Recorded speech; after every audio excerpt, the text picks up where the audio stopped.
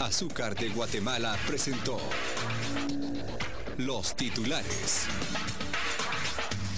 Comencemos con las noticias más importantes del día. La semana anterior, la nota más importante, sin lugar a dudas, fue la falta de atención en la consulta externa dentro del Hospital Nacional San Juan de Dios. ¿Sabe usted? Ese servicio aún no se ha restablecido. A pesar de ello, el ministro de Salud Pública, Luis Enrique Monterroso, asegura que prácticamente todas las unidades de ese centro hospitalario ya están funcionando adecuadamente. El ministro de Salud, Luis Enrique Monterroso, asegura que en las bodegas del Hospital San Juan de Dios ya hay un abastecimiento casi completo. Solo faltan más de 60 medicamentos que en poco tiempo estarán disponibles. Para este momento, ustedes están viendo cómo está la bodega, hay 579 productos que debieran de estar dentro de la bodega, que son fundamentales para la atención a los pacientes. Y de ellos entendemos que hay 63 que están pendientes de ingreso.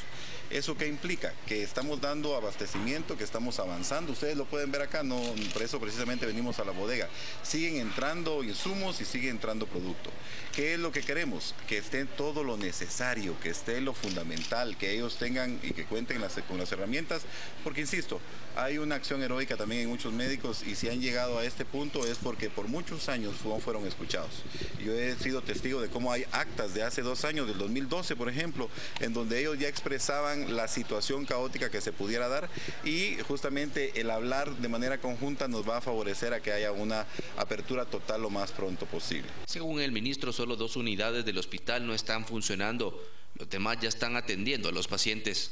Ya se aperturó pediatría. Pediatría está trabajando y ustedes lo pueden verificar. Ya se aperturó maternidad. Fisioterapia, laboratorio está trabajando de hecho desde el viernes, banco de sangre está, hemato-oncología de adultos está funcionando, y la unidad de espina bífida, esa está funcionando ya perfectamente. ¿Cuáles son las 2 que no están funcionando? Cirugía y medicina interna, que entiendo que ellos fueron los que se reunieron hoy por la mañana en asamblea, pero los demás están funcionando. Aumentan a 47 los casos reportados de chikungunya a nivel nacional. La dirección del área de epidemiología del Ministerio de Salud confirmó por lo menos 47 casos del virus del chikungunya desde que se detectaron los primeros enfermos el pasado 17 de septiembre. La mayoría de enfermos por la fiebre chikungunya se encuentran en los departamentos de Escuintla y Suchitepeques. El jefe de la dirección, Ricardo Mena, agrega que se mantienen las sospechas con respecto a otros 200 casos que serán confirmados o descartados con pruebas de laboratorio. Las evaluaciones del posibles nuevos brotes se realizan en la región suroeste de Quetzaltenango. La chikungunya transmitida por los mosquitos Aedes aegypti y Aedes albopictus causa fiebres altas y repentinas, erupciones en la piel, dolor de cabeza y dolores musculares y articulares. Aunque no suele ser mortal, Guatemala se declaró en alerta epidemiológica en junio pasado para evitar la aparición del virus, debido al avance de la enfermedad en el vecino El Salvador, donde se reportan miles de casos. El virus del chikungunya fue identificado por primera vez en Tanzania en 1952 y hasta diciembre del año pasado era desconocido en América Latina. Ahora, los casos se cuentan por miles en el continente y el número de víctimas mortales supera el centenar, la mayoría en países del Caribe, según estadísticas oficiales. Sigamos con las noticias más importantes del día, de contarle ahora que los pequeños productores de café realizaron hoy una manifestación en la cual exigieron tanto a Anacafé como al Congreso de la República que se les brinde créditos para combatir los efectos de la roya. Con pancartas en mano, cientos de caficultores del oriente del país exigen al gobierno y a las autoridades de la Asociación Nacional del Café que se les haga efectivo la entrega de un préstamo aprobado por el Congreso de la República para combatir la roya. El fideicomiso, que en el 2001 fue aprobado, fue por 805 millones, de los cuales 27 millones de dólares, o sea, más o menos 230 millones de quetzales, ya se dieron, pero faltan más de 570 millones que asigne el gobierno, porque es una ley y no queremos nada regalado. Es un crédito a largo plazo con intereses bajos. La manifestación era pacífica, hasta el momento que algunos caficultores dañaron el automóvil de un ciudadano. Con machete en mano sembraron el temor en muchos de los presentes.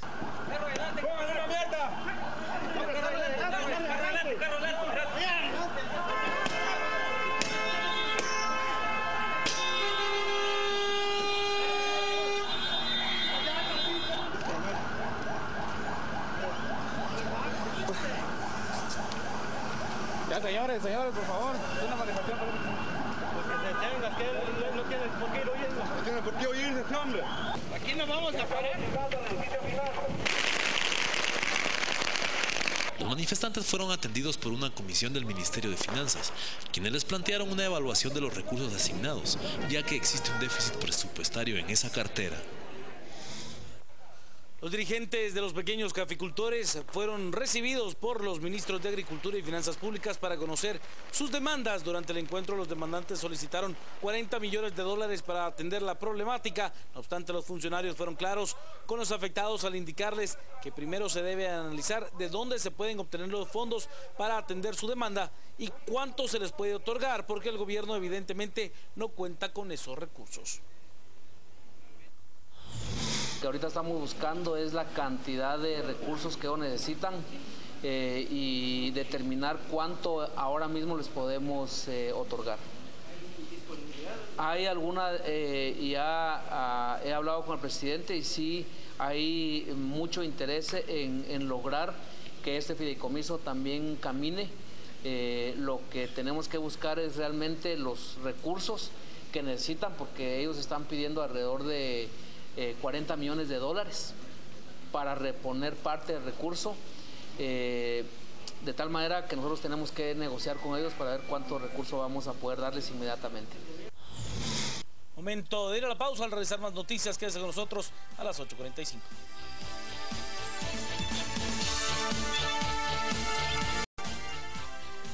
Sigamos con las noticias. Hay que contarle que luego de que ayer la magistrada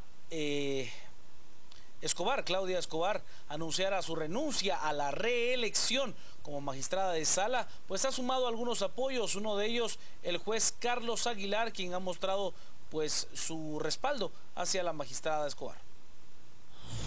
El juez del Juzgado Segundo de Instancia Penal, Carlos Aguilar, electo a magistrado de salas de apelaciones, dio su punto de vista en relación a la renuncia de la licenciada Claudia Escobar a la magistratura de la Sala Quinta de Apelaciones, explicando que comparte con Escobar varios puntos planteados, pues la participación de los jueces con experiencia no se tomó en cuenta por la comisión de postulación. Doy la razón en base a varios argumentos que ella da, en el sentido de que el grupo de actuales magistrados de Corte de Apelaciones y de jueces somos pocos los que estamos ingresando a que hayamos sido electos.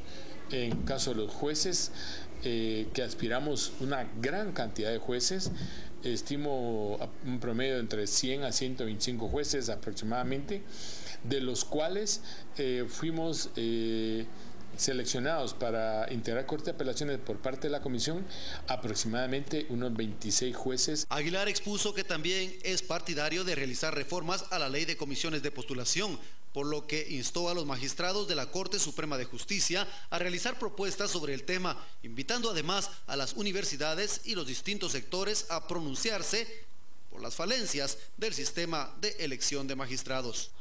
En el Congreso de la República se ha presentado una iniciativa de ley para modificar 44 artículos del Código de Comercio, esto con el objetivo de mejorar la forma de poder establecer una empresa en Guatemala. El diputado Felipe Alejos presentó una iniciativa de ley para modificar más de 40 artículos del Código de Comercio con el fin de disminuir el tiempo para abrir una empresa. Esta iniciativa contiene un total de 44 reformas al Código de Comercio. Al concretarse esta reforma, Guatemala rebajaría el tiempo de apertura de una empresa, que en la actualidad es de 20 días a solamente 3. Lo que colocaría a nuestro país a la cabeza de nuestros pares centroamericanos como Panamá, Honduras o El Salvador, donde la apertura de una empresa se realiza en 6, 14 y 16 días respectivamente. Fundesa apoya la iniciativa aduciendo que esta vendría a mejorar la competitividad del país. Es poder acelerar la forma en que se hacen negocios en el país, poder reducir el número de días que tarda abrir una sociedad anónima en Guatemala. Esto es parte de un esfuerzo que se ha coordinado a través de la Alianza Técnica de Apoyo al Legislativo, quienes han venido acompañando todo este proceso en la discusión técnica de la reforma al Código de Comercio. Y con esto pues esperamos que realmente Guatemala pueda seguir avanzando en mejorar la competitividad del país. Hay que contarle que por medio del Ministerio de Agricultura, el gobierno de Guatemala ha anunciado pues que condonará en su totalidad la deuda agraria a los campesinos, esto por más de 225 millones de quetzales. El gobierno se comprometió en este año a condonar por completo la deuda agraria que tiene con alrededor de 100.000 campesinos que obtuvieron hasta 30.000 créditos. El ministro de Agricultura, Elmer López, realizó el anuncio luego de sostener una reunión con el presidente Otto Pérez Molina y dirigentes de la Coordinadora Nacional Indígena y Campesina CONIC. El ministro afirmó que hasta la fecha se han pagado 165 millones de los 225 que se debían. Según Elmer López, en diciembre será cancelada la deuda en su totalidad. Este año hemos logrado consolidar una propuesta dentro del Consejo del Fondo de Tierras para avanzar en la compra de varias fincas que necesitamos solucionar, y para el año entrante también vamos a seguir en la compra de fincas. Lo que hemos logrado cancelar son 165 millones. ¿Cuánto fue?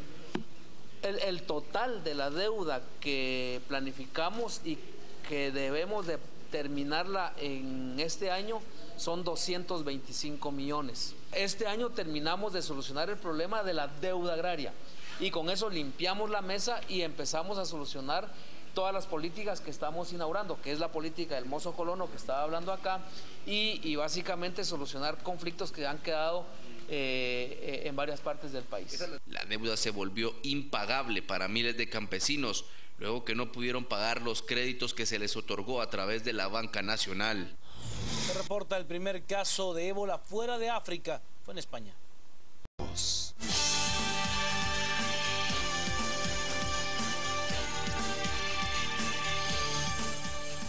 Buenas noches, bienvenidos a las 8:45, hoy es un día lunes.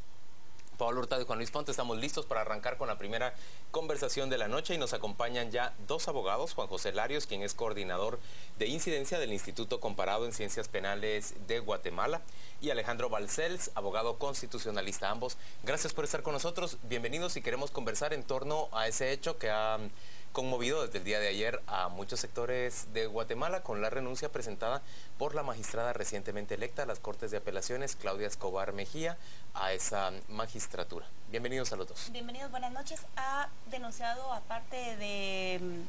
o ha anunciado aparte de su renuncia que ha pedido que se anule el proceso. Podemos comenzar con eso, si quiere el señor Larios, para empezar con este punto.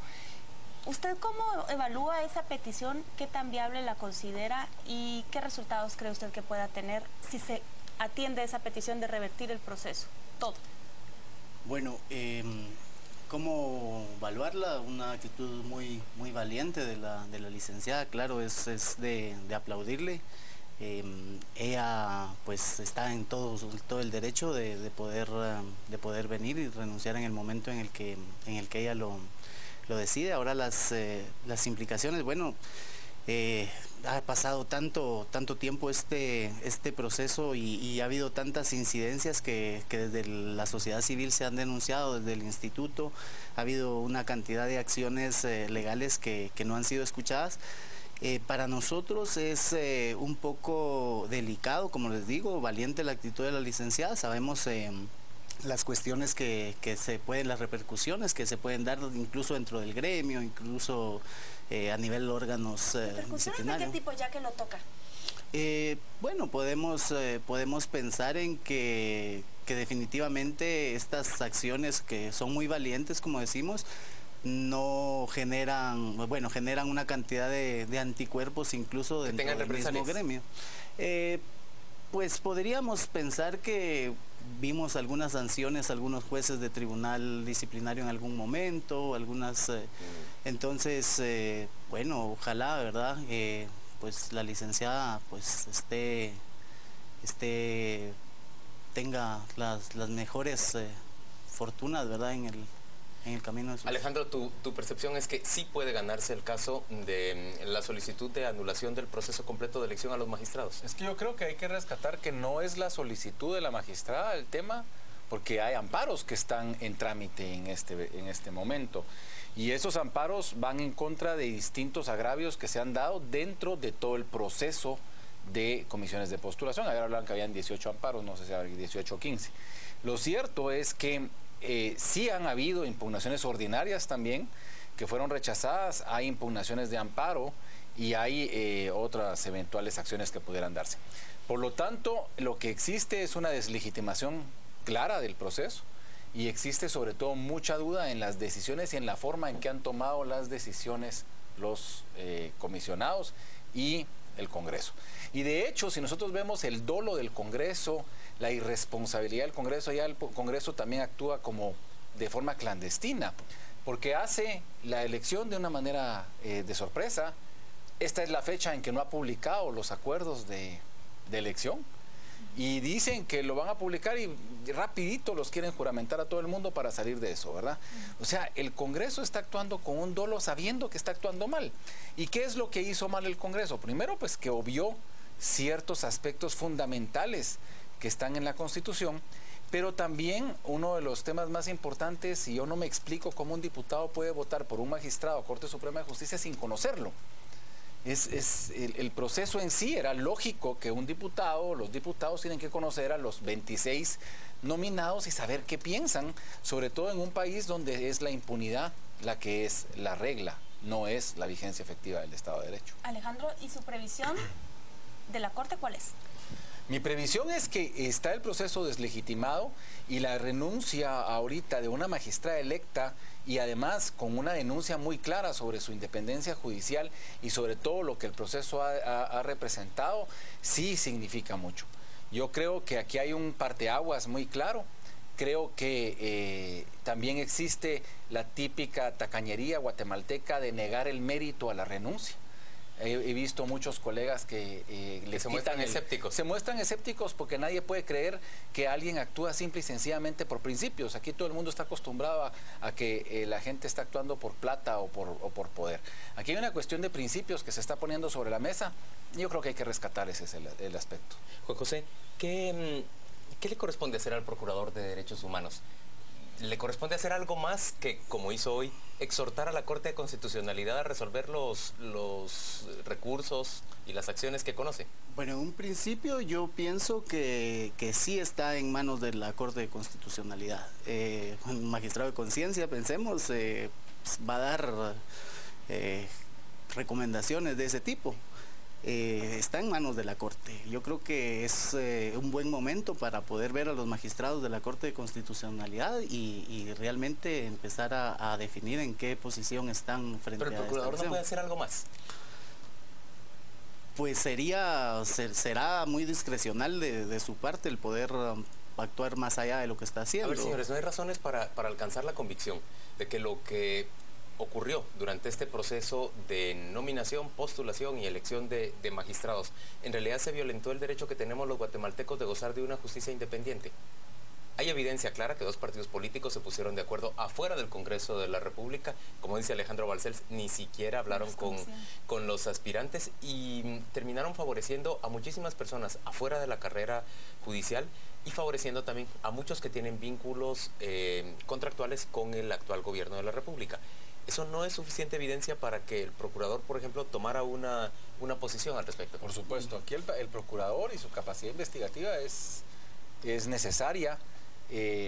Sirvan estas cámaras para exhortar precisamente a todo el personal de la Procuraduría y del Procurador a trabajar en torno a eso. Definitivamente aquí no es con exhortativas. Él tiene que actuar, tiene que condenar con nombre y apellido lo que está sucediendo.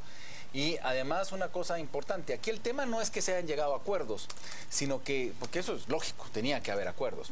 El tema es que la Constitución de la República establece lo que es la carrera judicial y la establece con claridad. Por lo tanto, cuando existe un acto de elección de magistrados, lo que hace el Congreso es lo que se llama en derecho un control interorgánico, es decir, el Congreso está controlando interorgánicamente al Poder Judicial. Y ese control no es un cheque en blanco. Y por eso es que es importante aquí, cuando uno ve las declaraciones de los diputados que dicen, tuvimos mayoría, elegimos a quien quisiera. No es así. No es lo mismo en la lista aquellas personas y aquellos candidatos postulados que tenían carrera judicial de aquellos que no tenían carrera judicial. O sea, no es un tema de distinta. Por supuesto. Priorizarlos. Y es el artículo 209, creo que es de la Constitución, es clarísimo en de señalar que existe la carrera judicial y lo remite a una ley específica que se llama la ley de la carrera judicial. Paola pregunta, ¿priorizar a aquellos que tienen carrera judicial o simplemente evaluar su Exactamente, no es tanto la priorización en sí, sino que, por ejemplo, usted y yo, usted tiene carrera judicial, yo no tengo carrera judicial. Tenemos el mismo derecho para aparecer en la nómina, pero no es lo mismo que a mí me dejen de elegir porque yo tengo la carrera. Yo tengo 20 años, si a mí me dejan de elegir, tiene que ser por algo. Sin evaluar tu carrera no te pueden excluir. Es que es lógico. Y además, por eso yo Juan Luis, yo disiento un poco, y sobre todo aquí en el programa de ustedes de ayer, en el tema de que la solución de este país siempre es la reforma constitucional y la reforma legal. Por supuesto, ojalá se dé.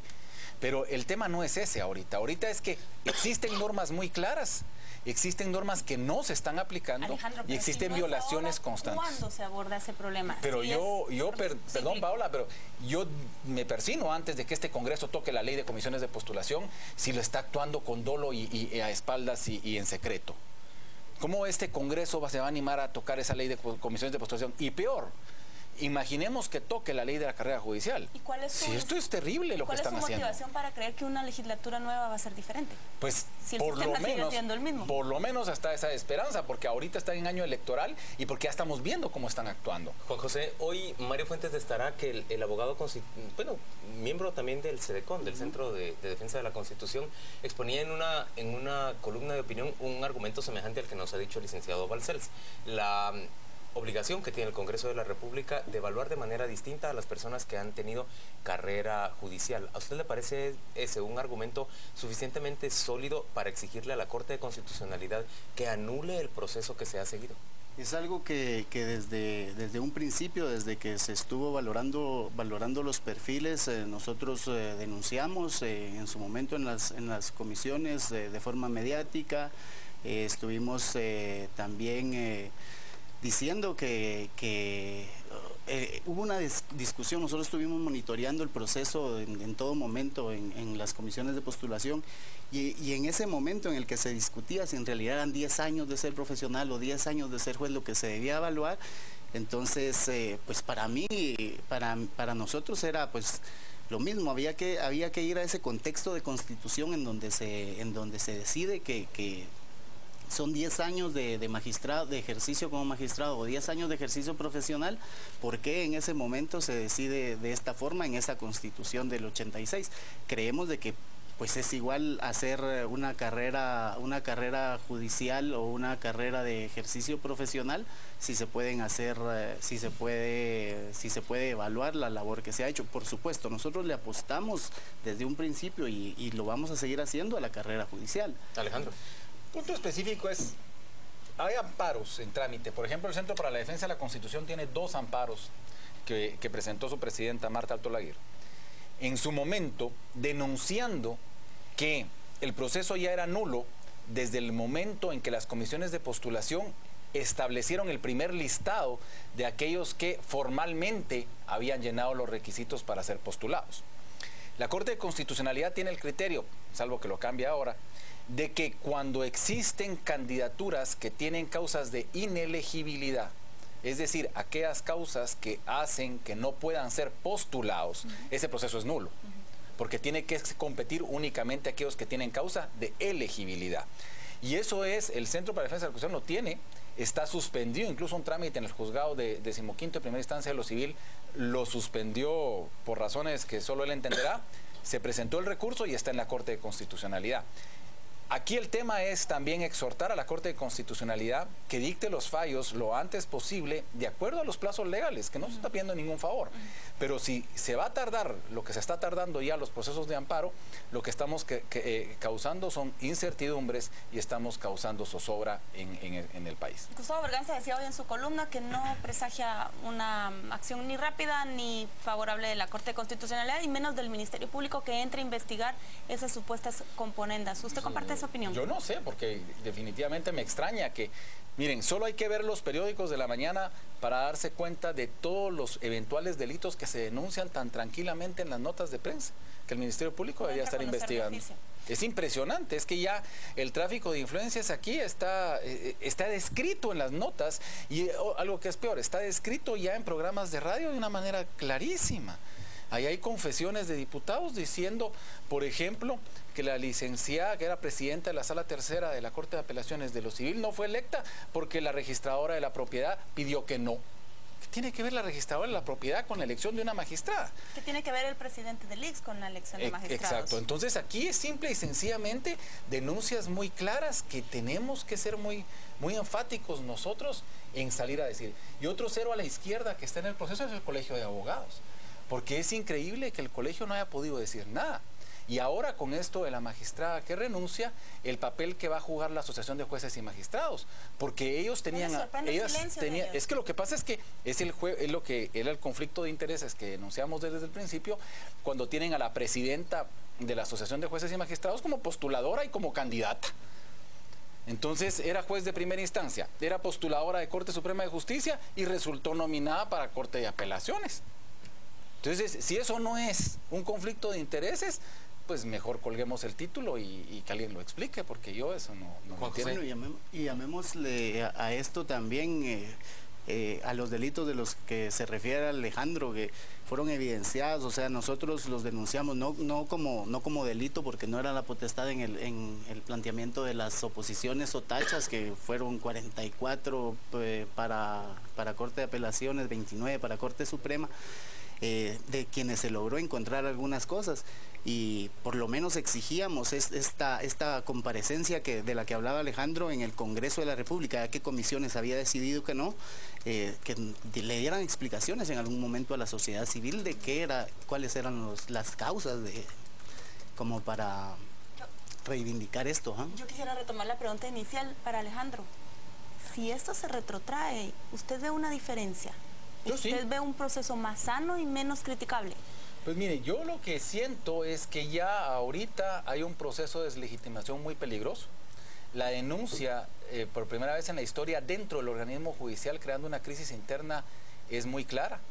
Es evidente que los jueces y magistrados no fueron electos como consecuencia de sus fallos judiciales. Eso quiere decir que va a venir un montón de jueces y magistrados que van a tener temor. Y eso quiere decir entonces que nosotros somos los que perdemos. Eso quiere decir que no hay independencia real para emitir resoluciones. Hay que explicarle también un tema específico aquí a la ciudadanía, y es qué pasa con el sistema judicial, que mientras más estemos perdiendo el control del sistema judicial, o por lo menos el acceso a ciertos recursos que existían, porque nunca han sido pues del todo un Estado de Derecho, sí es importante señalar que estamos entonces entrando al campo de la represión judicial abierta. Y el campo de la represión judicial abierta ya es el campo de la violencia institucionalizada, y eso hay que tener mucho cuidado. La registradora de la propiedad, ha dicho un diputado, les pide que no se vote, que se vete a una aspirante cuya resolución como magistrada de apelaciones le pareció inapropiada. Y que ni siquiera ella tiene interés. Bueno, ella es registradora. Supuestamente no tiene interés, pero pareciera sí tener interés. Por eso le digo, ella es registradora, sus fallos están siendo conocidos a cada rato por los jueces. Hay muchos ocursos, todos los abogados, todos los notarios en ejercicio tenemos problemas, presentamos ocursos, hay amparos, aquí se roban las propiedades. El Ministerio Público está lleno de denuncias de propiedades usurpadas, el registro de la propiedad tiene muchas deficiencias. Es cierto que han dado pasos importantes, pero ¿qué tiene que ver ella eligiendo magistrados? Sobre todo que se metió con una magistrada que es muy conocida, porque es la única sala de apelaciones que está certificada en un programa de calidad, y además, como decía hoy un medio digital, las contrapartes, incluso en que no estamos de acuerdo con fallos de esa sala, sí respetamos ese criterio de ellos. Y no solo de ella, sino que también los otros compañeros han sufrido. De los vocales del tribunal. Han sufrido también. Señores, gracias a ambos por acompañarnos a las 8:45. Vamos a la pausa comercial y volvemos dentro de muy poco.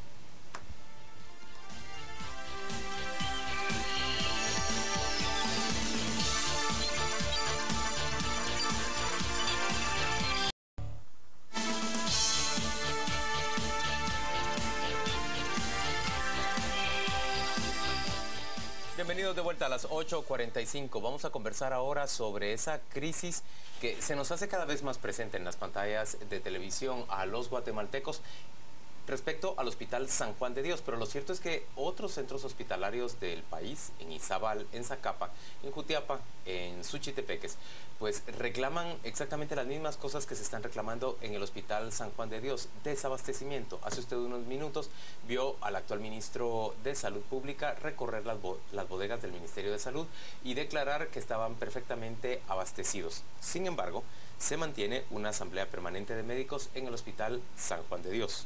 Le vamos a dar la bienvenida a Alfredo Privado, quien fue ministro de Salud Pública durante la administración del presidente Berché. El señor Privado es economista de formación, no es médico, y es consultor en materia de salud pública. Estaba invitado también a esta reunión Julio Estrada, quien es médico del San Juan de Dios. Desafortunadamente, el señor Estrada, que aceptó primero participar, luego llamó para decir que mejor no venía. No entiendo la razón por la cual no quieren hablar quienes se encuentran en este momento protestando, y coincide esa protesta con la entrada del nuevo ministro a su puesto. Gracias, señor Privado, por acompañarnos. Bienvenido. Señor Privado, buenas noches. Reiteradamente vemos denuncias de los médicos de hospitales como el Roosevelt y el San Juan de Dios de que no tienen insumos básicos para trabajar. Y lo que sucede siempre es que altas autoridades como un ministro de Salud, incluso el propio presidente de la República, van a las bodegas, le dicen a la prensa que está todo abastecido y ordenan que se reinstalen los servicios, en este caso el de la consulta externa.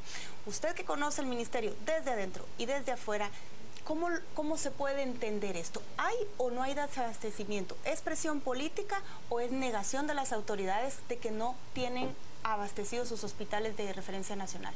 Buenas noches. Buenas noches, Juan Luis. Buenas noches, Paola. Vea, yo creo que se dan las dos cosas, ¿no? Pero este es un problema recurrente, si ustedes se dan cuenta, de que siempre hay huelga por falta de medicamentos, a veces por falta de equipo. En mi caso particular, cuando fui ministro, había una huelga de residentes por problemas de equipo. ¿Ya? No era exactamente de medicamentos, ahora es un problema de medicamentos. Pero sí es un problema recurrente como consecuencia del financiamiento a la salud. ¿Y se justifican los paros, se justifican las huelgas como único medio para forzar a las autoridades a que finalmente les entreguen el equipo, por ejemplo, en la época en que usted fue ministro, o los abastos, los medicamentos que ahora reclaman los doctores del San Juan de Dios? Yo diría que no se justifica. Aquí hay un problema de gestión también en los hospitales y en el ministerio en su conjunto. Hay que reconocer que el Ministerio de Salud es el único ministerio que tiene desconcentrados la ejecución de sus recursos. En este caso, por ejemplo, los hospitales son responsables de la ejecución de sus recursos. Entonces, no le pueden echar la culpa al nivel central, por ejemplo, en este caso, de que no tengan recursos. Ellos tienen un presupuesto asignado para el año, en este caso, el presupuesto del Ministerio del Hospital San Juan de Dios es de 413 millones más o menos. Doctor, pero hablemos en pesos y centavos. 413 millones para un hospital de referencia, un hospital al que llegan cientos y miles de guatemaltecos a lo largo de todo el año. ¿Eso es poco, mucho o nada? Yo diría que es poco. Fíjense que lo que se gasta el país en salud al año es más o menos el 6.5% del Producto Interno Bruto del país. Este año el Producto Interno Bruto ha de andar por lo que está previsto, ¿no? De unos 470 millones, miles de millones de quetzales, ¿no? Eso, el 6% sería más o menos, 6.5% sería que la población se está gastando en salud alrededor de 29.000 millones de quetzales. Y solo tenemos un presupuesto de 5.011 millones, que ahora está subiendo a 5.500 millones para el Ministerio de Salud. Quiere decir que apenas estamos aportando más o menos un 20% del gasto total en salud. Entonces, mire, pues puede haber muy buena administración de los recursos. Esos 413 millones de quetzales se pueden administrar maravillosamente en el San Juan de Dios, pero siempre van a ser insuficientes para atender el volumen de demanda que tiene el hospital si a él llega una gran cantidad de personas. Exactamente, ese es un problema de gestión, ¿verdad? Nosotros cuando... Pero ¿es de gestión o es estructural realmente? Decir es poco, es que yo quisiera entender cómo lo ejecutan y cómo lo administran. ¿Y quiénes son los responsables? Porque al final castigan a los pacientes. Lo decimos fácil, suspensión de servicios en la consulta externa, pero quien está ahorita en su casa sufriendo de dolor y le dieron cita para febrero de 2015 podría explicarlo mejor. Se castiga al paciente y no a los responsables de esa mala administración o de esa escasa asignación. Exactamente. Yo diría que ahí cuando yo digo que son problemas de, en este caso de gestión, es porque de alguna manera en la compra de los medicamentos, por ejemplo, esto está desconcentrado, ¿no? Es el hospital el que compra directamente los medicamentos. El problema es que ahora no está funcionando el famoso contrato abierto, ¿no? En el contrato abierto, que son las compras que se hacen en general en forma corporativa, ¿no?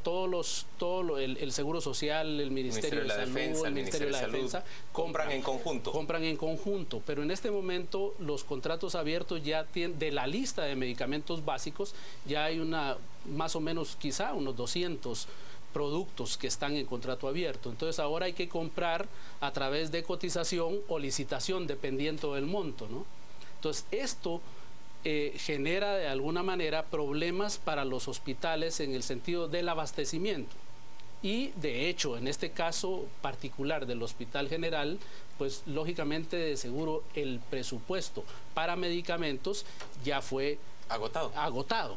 El del año entero. Pudiera ser, a estas alturas ya haya sido agotado el año entero. Por eso es que en este caso están pidiendo al nivel central transferencias de fondos para ese hospital para incrementar su presupuesto. Entonces, ¿por qué lo niegan? ¿Por qué las altas autoridades niegan que hay desabastecimiento y no dan una explicación más bien técnica en vez de tratar de convencer que es una manipulación de los médicos?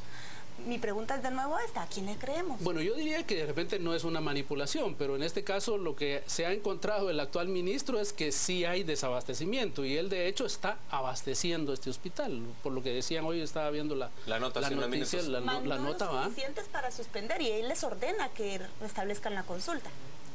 Así, pero hay una cosa, por ejemplo, en la consulta externa no se dan medicamentos. Se usan insumos.